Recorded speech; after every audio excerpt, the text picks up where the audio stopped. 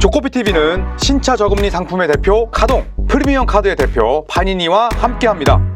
자, 오늘은 르브론 제임스와 또 LA 레이커스 이야기를 한번 정리해 보도록 하겠습니다. 자, 얼마 전에 르브론 제임스가 클리블랜드 캐벌리어스와 보스턴 셀틱스의 컨퍼런스 2라운드 클리블랜드 홈 경기를 직관하러 왔었습니다.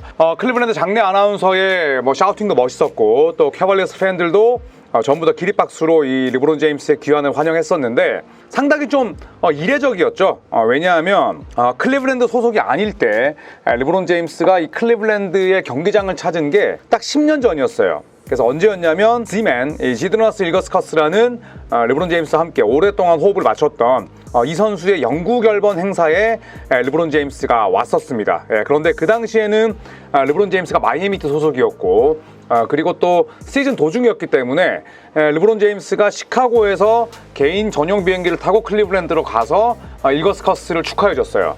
그런데 팻 나일리 그 당시 마이애미 회장이 르브론 제임스가 시즌 도중에 클리블랜드로 가서 팀 동료의 영구 결번을 빛내준 그 행위를 굉장히 마음에 들어하지 않았었거든요. 그리고 나서 르브론 제임스는 얼마 지나지 않아서 클리블랜드로 돌아가겠다라고 선언을 했습니다. 윈도스트 같은 경우에도 그런 얘기를 했었고, 10년 전에 르브론 제임스가 클리블랜드 경기장을 오고 나서 얼마 지나지 않아서 본인의 행선지를 밝혔듯이 이번에도 또 그런 의미가 있지 않을까라는 그런 또 세간의 평이 있긴 합니다만, 저는 르브론 제임스가 클리블랜드가 본인의 고향이기도 하고, 여전히 또 애크런에 집이 있기도 하고, 또 르브론 제임스 본인의 박물관도 또 오하이오주에 있잖아요. 그렇기 때문에 비시즌이라 또 1라운드에서 일찌감치 탈락을 했기 때문에 오지 않았나라는 생각이 듭니다.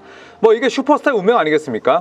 슈퍼스타의 일거수일투족이 굉장히 또 많은 의미를 내포하고 있지는 않은데, 또 기자들이나 아니면 또 언론에 종사하는 이들은 또 이런 방문을 놓고 또 과거의 그런 역사까지 들추면서 약간 예상을 하는 게 또 이런 오프시즌의 재미가 아닐까 싶은데, 어쨌든 르브론 제임스가 클리블랜드 팬들에게 또 박수를 받는 장면은 상당히 또 보기가 좋았습니다. 자, 이제 레이커스의 가장 큰 당면한 문제는 사실 르브론 제임스와의 계약도 있겠지만 감독 선임이겠죠. 감독이 선임돼야 그 다음 스텝으로 나아갈 수 있을 것 같은데, 굉장히 많은 인물들이 물망에 오르고 있습니다. 그래서 LA 레이커스는 르브론 제임스의 나이가 있기 때문에 르브론 제임스보다는 앤서니 데이비스의 위대함, 그 다음에 앤서니 데이비스의 그런 위력, 공수에서의 그런 생산성을 좀 더 극대화할 수 있는 인물을 원한다라고 지금 이야기가 나오고 있고요. 워낙 르브론 제임스도 많은 감독을 거쳤고, 또 최근 들어서 프랭크 보겔, 다비넴, 그리고 또 지금에 이르기까지 상당히 짧은 시간만 재임을 했습니다. 그래서 LA 레이커스는 굉장히 좀 장기적으로 팀을 지휘할 수 있는 감독을 원한다고 해요. 그렇기 때문에 마크 슈셉스키 전 듀크 감독에게도 자문을 구했다고 하는데, 일단 마크 슈셉스키 감독은 JJ 레딕의 은사기도 합니다. 그렇죠. 또 JJ 레딕을 또 누구보다 잘 알고 있기도 하고, 그 다음에 또 JJ 레딕은 르브론 제임스와도 아주 절친한 사이이기도 합니다. 두 선수가 나이 차이도 나지 않고 굉장히 절친한 사이이기 때문에 현지 보도에 따르면 JJ 레딕이 감독 후보에서 가장 앞서 있다, 이런 이야기도 나오고 있습니다. 현재 레이커스의 차기 감독 후보로 여러 인물들이 떠오르고 있습니다. JJ 레딕, 그 다음에 제임스 보레고, 예전에 샬럿 호네츠를 이끌었던 인물이죠. 그 다음에 샘 카셀, 현재 보스턴 셀틱스의 어시스턴트 코치인데, 지금 이 양반은 닥 리버스 밀워키 감독이 또 데려오기 위해서 굉장히 노력을 하고 있다고 해요. 그리고 미네소타 어시스턴트 코치인 마이카 노리 등등 많은 인물들이 레이커스의 감독 후보로 현재 꼽히고 있는 상황입니다. 레이커스는 아까도 말씀드렸듯이 프랜차이즈와 함께 성장할 수 있는, 그것도 오랜 기간 성장할 수 있는 그런 감독상을 원한다라고 이야기가 돼 있고, 희망한다면 7년에서 12년 정도 팀을 오랫동안 한 팀에서 한 감독이 이끄는 에릭 스폴스트라 감독이나 혹은 스티브 커 감독 유형의 지도자를 원한다라고 지금 이야기를 하고 있는 상태입니다. 그런 측면에서 놓고 봤을 때 사실 제임스 보레고는 감독 경험이 있습니다. 그리고 JJ 레딕은 감독 경험이 없어요. 지도자 경험도 없습니다. 샘 카셀은 아주 훌륭하고 또 비싼 어시스턴트 코치지만 풀타임 헤드코치의 경험은 없어요. 그렇기 때문에 에릭 스폴스트라 감독도 처음에 마이애미 왔을 때 아예 풀타임 감독 경험은 없었죠.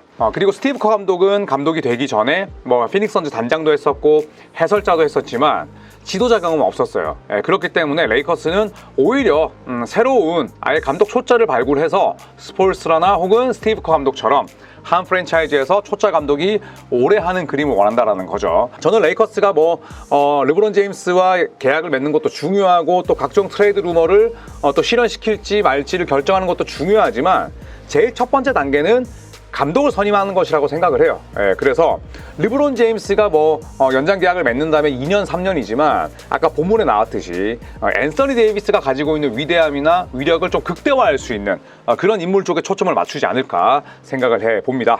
자, 그리고 브로니 제임스에 대한 이야기도 많이 나오고 있습니다. 브로니 제임스가 얼마 전에 또 시카고에서 열렸던 드래프트 컴바인에 참가를 했습니다. 그래서 슈팅 드릴도 했었고 연습 경기를 뛰긴 했었는데 컴바인 스크리미지에서 야투 8개 던져서 2개밖에 넣지를 못했어요. 4점에 그쳤는데 저도 이제 그 경기를 봤거든요. 굉장히 적극적으로 공격을 시도하기에는 조금 역량은 떨어졌습니다. 그래서 주로 코너 쪽에서 대기하고 있고 스팟업 슈터 혹은 또 그냥 캐치앤슈터로만 활용이 되는 장면들이 있어서 좀 아쉽긴 했는데 하지만 멘탈은 상당히 건강한 것 같아요. 그래서 본인의 꿈은 NBA에서 뛰는 거다. 내 꿈은 아버지와 함께 뛰는 게 아니라 NBA에서 뛰는 거기 때문에 계속 노력을 할 것이다. 그런 얘기를 했었고 아버지의 흔히 말하는 백 단장들이 아버지의 눈치를 볼 것이다. 아버지의 선택을 따를 것이다 라는 이야기에는 아니 단장들은 그렇게 하지 않을 거야 라고 또 브로니 제임스가 이야기를 했습니다. 저는 멘탈 터프니스는 상당히 좋은 것 같아요. 다만 르브론 제임스의 아들이기 때문에 본인이 지금 보이지 않는 노력을 기울이는 그런 것들이 또 잘 눈에 띄지 않을 수 있겠죠. 오히려 약간은 좀 삐딱한 시선으로 보는 게 더 많지 않을까요? 야, 네가 르브론 제임스 아들이 아니었더라면 지금 드래프트에서 지명이 될까? 2라운드도 지명이 될까? 라는 또 굉장히 색안경을 끼고 보는 시선들이 많을 텐데 저는 이런 인터뷰를 통해서라도 본인의 마음을 다 잡고 그리고 굉장히 또 언론들이 자극적으로 뽑아내고 또 일부 우매한 대중들이 있잖아요. 그런데 이 브로니 제임스가 본인만의 생각, 확고한 가치관, 철학을 저렇게 명확하게 굉장히 진중하고 그 다음에 또 아주 낮은 보이스로 저렇게 이야기하는 것도 저는 좋다고 생각을 합니다. 물론 많은 전문가들의 예상대로 브로니 제임스가 1라운드에 지명될 가능성은 상당히 낮습니다. 그리고 2라운드 40순위 전후 아니면 이 드래프트 컴바인 기록에 따라서 드래프트 지명이 되지 않을 가능성도 있긴 합니다만 그래도 예전에 마이클 조던의 아들이라든지 또 빛을 보지 못했던 인물들이 많잖아요. 그런 점들을 감안했을 때 이 브로니 제임스가 용기와 희망을 잃지 않고 끝까지 또 도전하는 그런 모습들을 봤으면 좋겠습니다. 자, 더마 드로잔에 대한 이야기를 해볼까요? 지금 레이커스가 잭 라빈, 도노반 미첼, 트레이 영, 디전테 머레이 등등을 데려올 거다라는 이야기가 있는데 또 더마 드로잔에 대한 루머도 나오고 있습니다. 다들 아시다시피 더마 드로잔은 고향이 캘리포니아고 그리고 대학도 USC를 나왔죠. 브로니 제임스의 또 대학 선배이기도 합니다. USC가 LA에 있거든요.